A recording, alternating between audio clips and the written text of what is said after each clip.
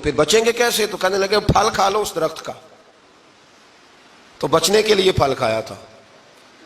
جس طرح لوگ آج بہت سارے کام بچنے کے لیے کرتے ہیں پر بچ سکتے، بچنے کے لیے پھل کھایا تو اللہ نے فرمایا زمین پہ چلے جاؤ. تو حضرت آدم زمین پہ آئے، پھر کئی 100 سال روتے رہے. فَتَلَقَّى آدَمُ مِن رَبِّهِ کَلِمَاتٍ، تو پھر اللہ نے خود ہی جناب آدم کو کچھ کلمے سکھائے. علامہ اسماعیل لکی فرماتے ہیں وہ کلمے یہ تھے کہ حضرت آدم نے میرے نبی کا وسیلہ پیش کیا، اللہ کریم نے جناب آدم کی دعا کو مقبول فرما لیا. پھر آگے بنی اسرائیل کا ذکر آ جاتا ہے. اللہ تعالیٰ نے بنی اسرائیل، آج آپ اسی قوم کو یہودی کہتے ہیں، ان کو اللہ نے اس زمانے میں فضیلت عطا کی تھی بہت زیادہ. تو عرب کے اندر جب نبی پاک علیہ السلام نے اعلان نبوت کیا تو کچھ لوگوں نے یہ کہہ دیا کہ اگر یہ یہودی کلمہ پڑھ لیں گے تو ہم بھی پڑھ لیں گے. تو پھر اللہ نے انہیں یاد کرایا کہ تم اصل میں کیا ہو، تمہیں کلمہ پڑھنا چاہیے. تو اہل یہود کا تذکرہ کرتے کرتے رب کریم نے ایک بات یہ بھی ارشاد فرمائی کہ تم لوگوں کو تو کہتے رہے ہو کہ وہ نبی آنے والے ہیں، وہ نبی آنے والے ہیں، اور جب آ گئے ہیں تو ماننے کو تیار نہیں ہو. تو فرمایا تأمرون الناس بالبر وتنسون انفسکم وانتم تتلون الکتاب، لوگوں کو بھلائی کا حکم دیتے ہو اور اپنے آپ کو بھول جاتے ہو. افلا تعقلون، تمہیں عقل نہیں؟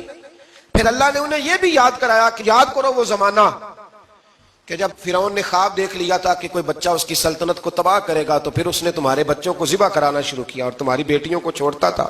فرمایا یہ بھی تو تم نے دیکھا، میں نے تمہیں پھر تم سے کہا جہاد کرو قوم عمالقہ کے خلاف، تو مقام طیہ میں جا کے یہ لوگ کہنے لگے ہم سے جہاد نہیں ہوتا.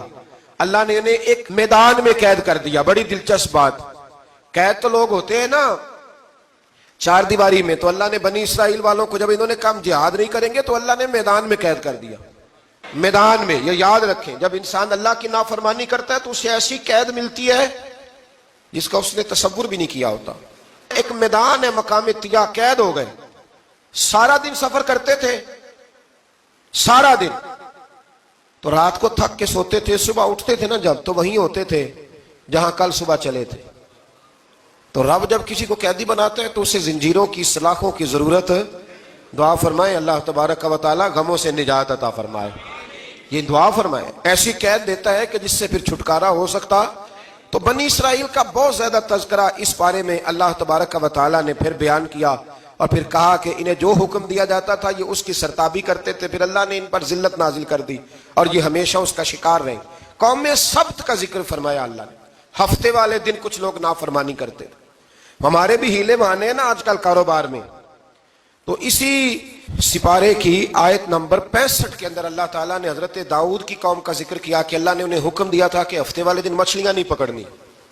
تو وہ کہتے تھے چلو ہاتھ لگا کے نہیں پکڑنی، ہاتھ لگا کے.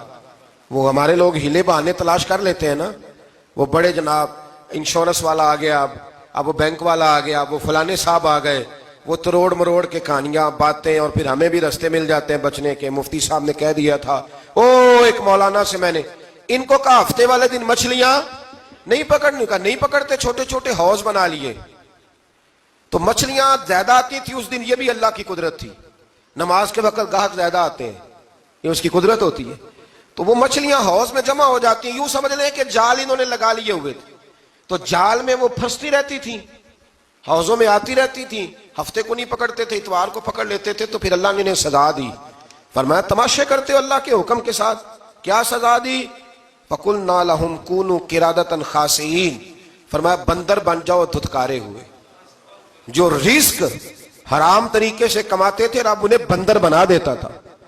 ابھی بھی میں نے دیکھے ہیں بڑے بڑے تاجر پاگلوں جیسی زندگی گزار رہے ہیں. نفسیاتی طور پہ سکون نہیں ہے، کروڑوں روپیہ پڑا ہے. کیوں؟ اس لیے کہ رب کے بتائے ہوئے طریقے کے مطابق تجارت نہیں کرتے. آگے ایک اور دلچسپ بات آ گئی. بنی اسرائیل کے اندر نا ایک شخص نے اپنے چچا کو قتل کر دیا جائیداد کے لیے. یہ دیکھیں کب سے لوگ جائیداد کے لیے قتل کرتے آ رہے ہیں. چچا کو قتل کر دیا، اور قتل کر کے حضرت موسیٰ علیہ السلام کے پاس آئے کہ میرے چچا کو کسی نے قتل کر دیا ہے، تو بتائیں کیا کرنا ہے. تو آپ نے فرمایا کہ گائے ذبح کرو اور اس کا ایک ٹکڑا مقتول کو مارو، مرنے والے کو. وہ خود اٹھ کے بتا دے گا مجھے کس نے قتل کیا ہے.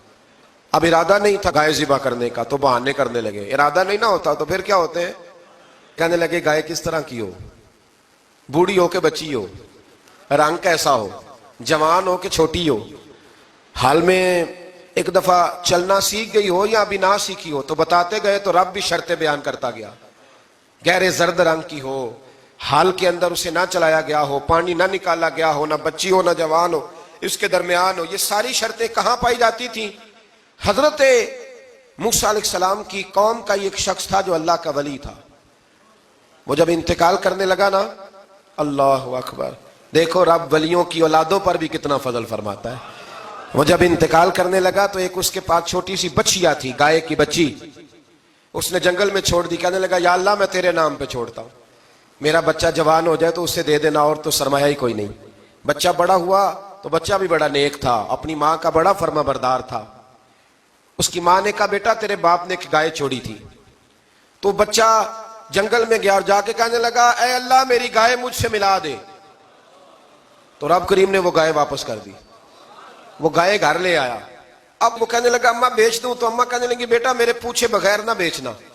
کئی دفعہ گاہک لگے پر اس نے کہا جب تک میری اماں نہ کہے گی میں بیچوں گا. ادھر بنی اسرائیل والے شرطیں جتنی گائے کے بارے میں پوچھ